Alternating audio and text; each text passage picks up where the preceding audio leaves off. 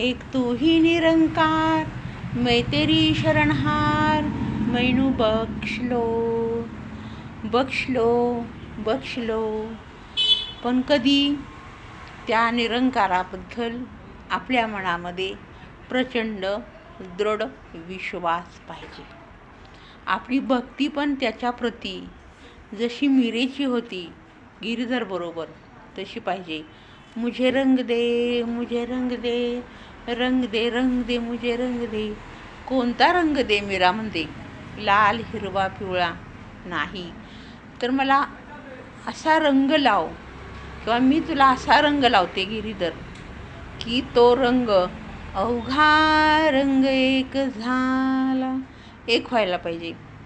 ही मीरेची भक्ती, अशी भक्ती पाहिजे. दृढ विश्वास पाहिजे आणि समर्पित होता आलं पाहिजे.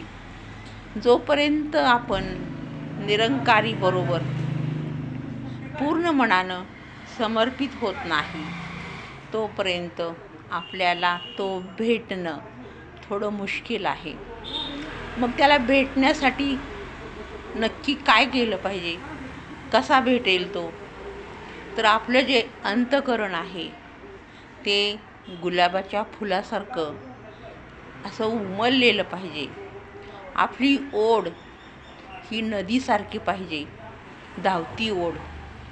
तो सागर हा निरंकारी आहे, सद्गुरू आहे, आणि त्याला भेटण्यासाठी नदी अशी पळते. वाट जशी सापडेल तशा पद्धतीनं ती पळत राहते. ती कुणाचं ऐकत नाही, कुणाकडं बघत नाही, कुणाचं काही लक्ष देत नाही, अशी धावत धावत जाते. आणि ज्यावेळेला ती नदी समुद्रामध्ये जाऊन मिळते त्यावेळेला समुद्र तरी कधी म्हणतो का, ए नद्यांनो आता थांबा जरा, इथं खूप गर्दी झालेली आहे? नाही.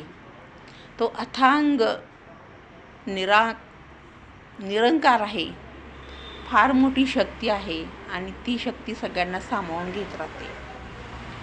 म्हणून त्याच्याकडं प्रेमाचा साठा आहे, भक्तीचा साठा आहे.